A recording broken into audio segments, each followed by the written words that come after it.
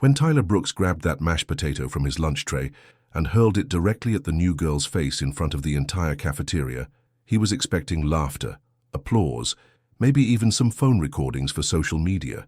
What he got instead was his own screaming echoing through Lincoln High's walls as he writhed on the floor, clutching his wrist, while Madison Chen stood over him without a single drop of food on her pristine white sweater. Before we dive into how a 17-year-old girl managed to turn the school's biggest bully into a whimpering mess in under 60 seconds, I'd love to know where you're watching from today. Drop your location in the comments below, hit that like button, and if you're new here, subscribe to hear more stories about what happens when bullies pick the wrong target. Now, let me take you back to how this all began. Madison Chen had been at Lincoln High for exactly 3 days, and she'd already mastered the art of invisibility. At least, that's what she thought. Sitting alone at the corner table in the cafeteria, she kept her head down, methodically eating her sandwich while observing the complex social ecosystem around her. The popular kids claimed the center tables like territorial animals, the theater kids performed their lunch-hour drama, and the athletes dominated the serving line with their imposing presence.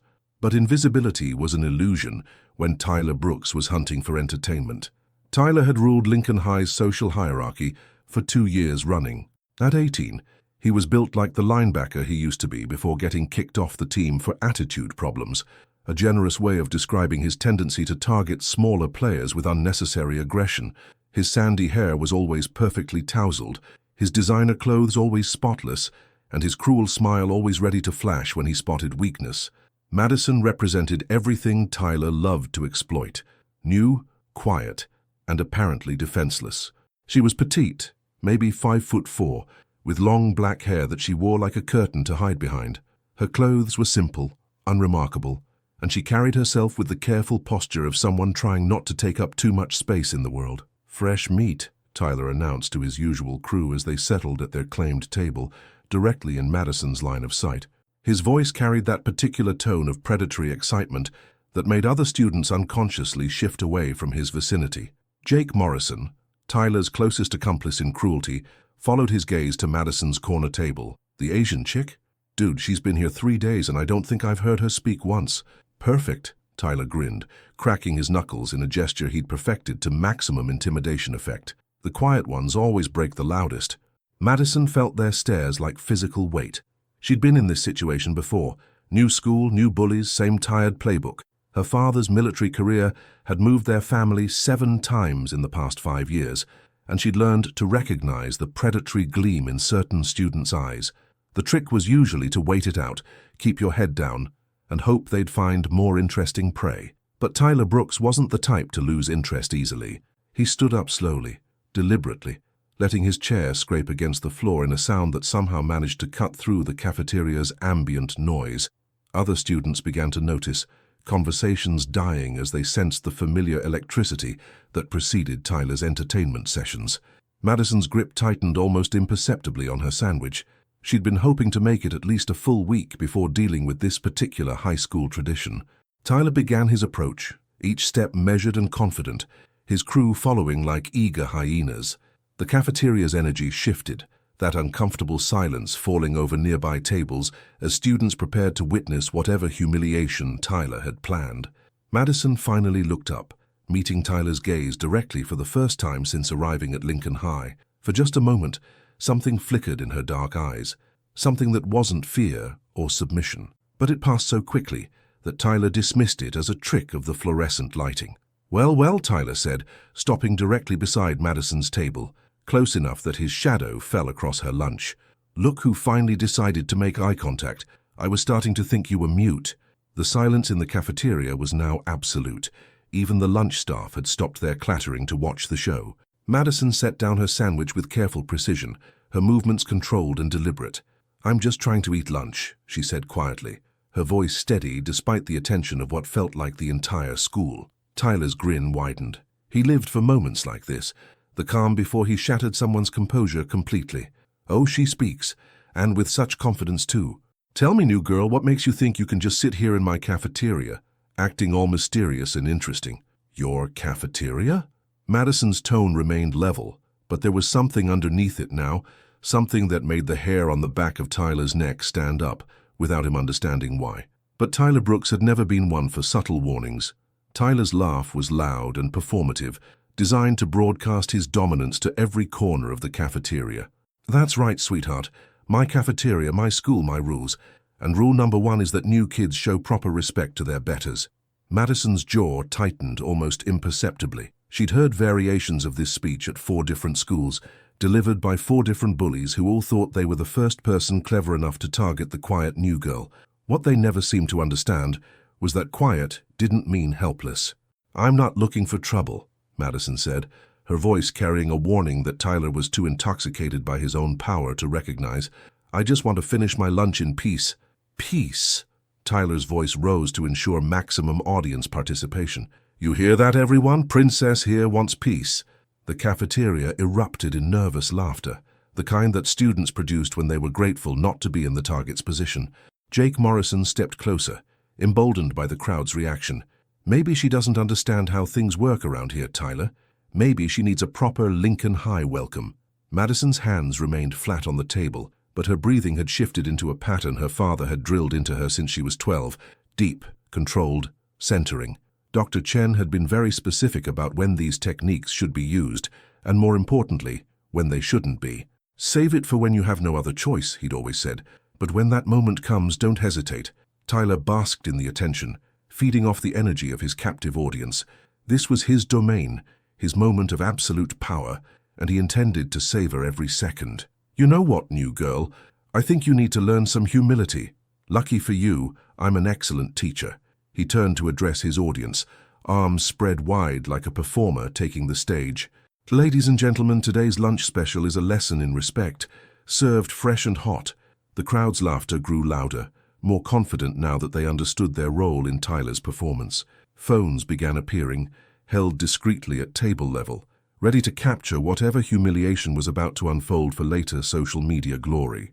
Madison closed her eyes for exactly 3 seconds, long enough to center herself, to feel the familiar calm that her training had burned into her muscle memory. When she opened them again, something fundamental had shifted. She was no longer the new girl trying to avoid trouble. She was Dr. Chen's daughter, and she'd been preparing for this moment her entire life. "Last chance," she said quietly, her voice somehow carrying clearly despite the chaos around them. "Walk away." Tyler's response was to grab a handful of mashed potatoes from the nearest lunch tray, molding it into a perfect projectile. "Or what, princess? You'll tell the principal?" His voice dripped with mock concern. "Oh wait, I forgot. You don't have any friends to back you up, do you?" The cafeteria held its collective breath. This was the moment they'd all been waiting for, the climax of Tyler's carefully orchestrated show. Some students looked away, uncomfortable with the cruelty but unwilling to intervene. Others leaned forward eagerly, their phones ready to capture Madison's humiliation. Madison stood up slowly, her movements fluid and controlled. At her full height, she barely reached Tyler's shoulder, making the size difference even more apparent. To everyone watching, she looked like David facing Goliath, except David had forgotten to bring his sling. "Oh, she's standing up," Tyler announced to his audience.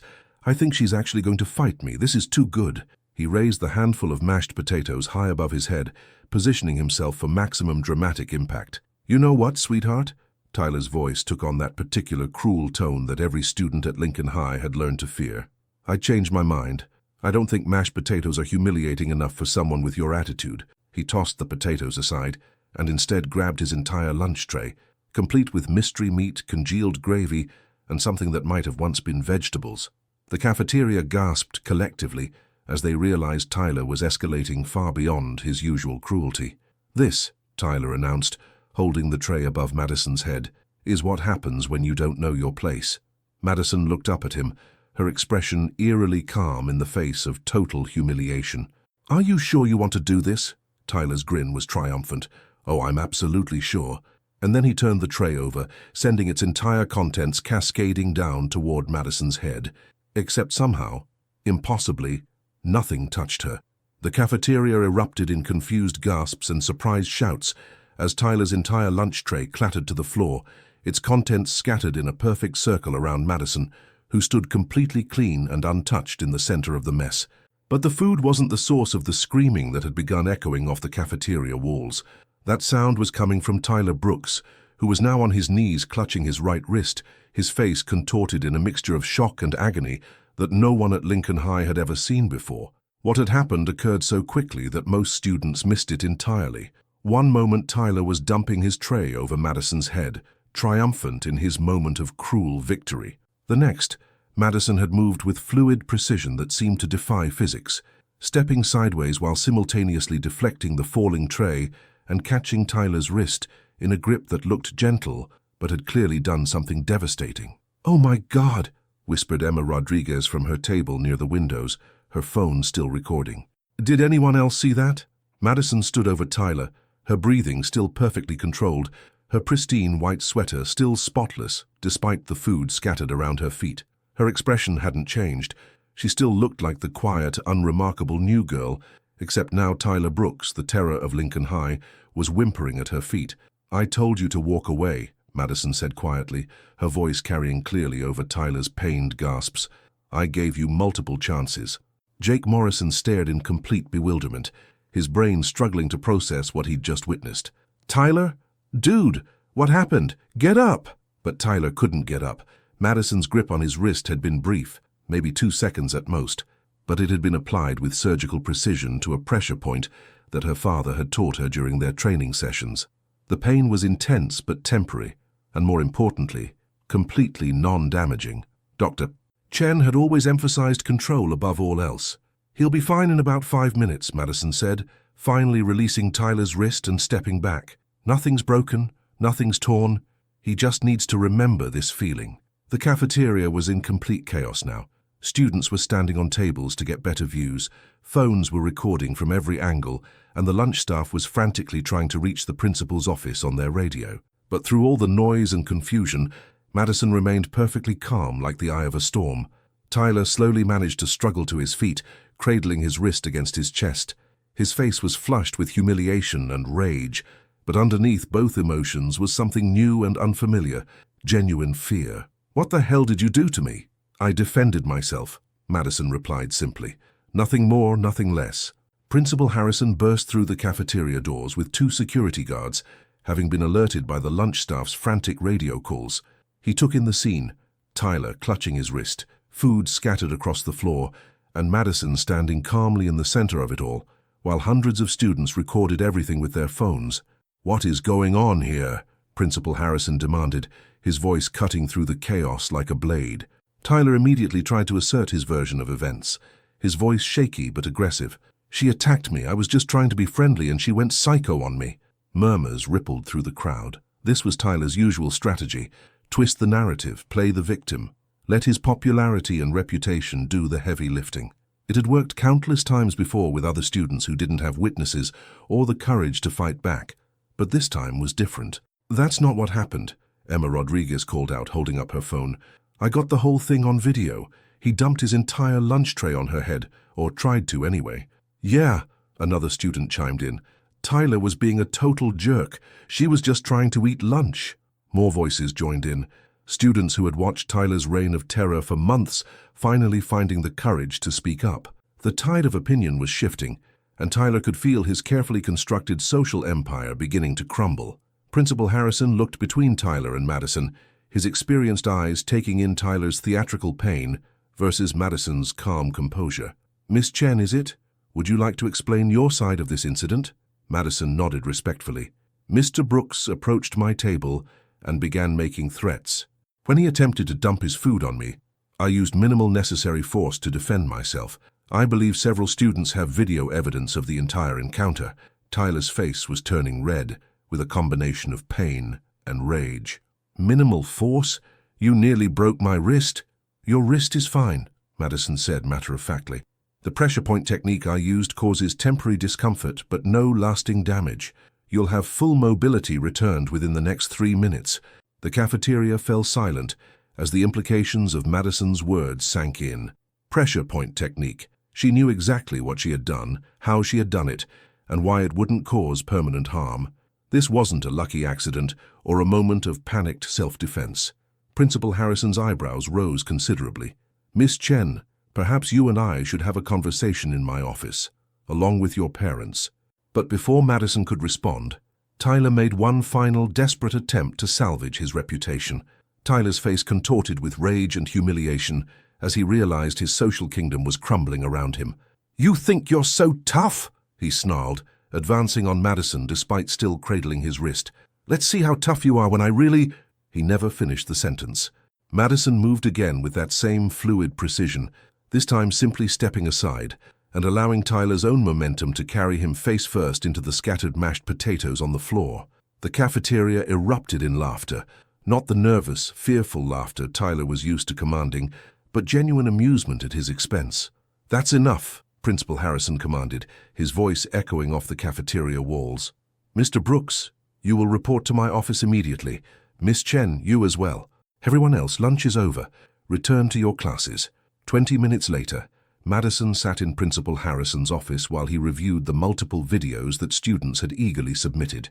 Tyler occupied the chair beside her, his wrist now fully functional but his pride still severely damaged.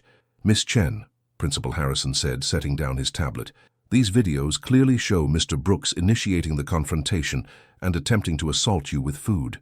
However, your response was unusual. Where exactly did you learn to do what you did?" Madison glanced at Tyler, who was still sulking beside her, then back to the principal. "My father is Dr. James Chen. He's a military physician who specializes in combat medicine. He's been teaching me self-defense since I was 12. Principal Harrison's eyebrows rose. "Dr. Chen? The same Dr. Chen who's been consulting with our district on anti-bullying programs?"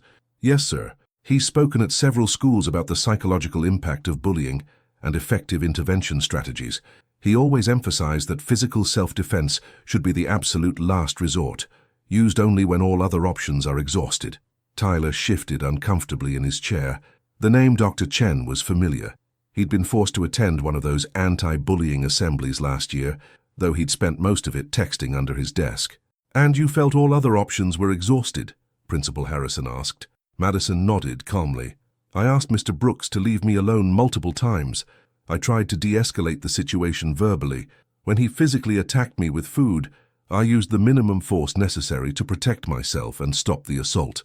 Principal Harrison turned to Tyler, whose face was growing redder by the minute.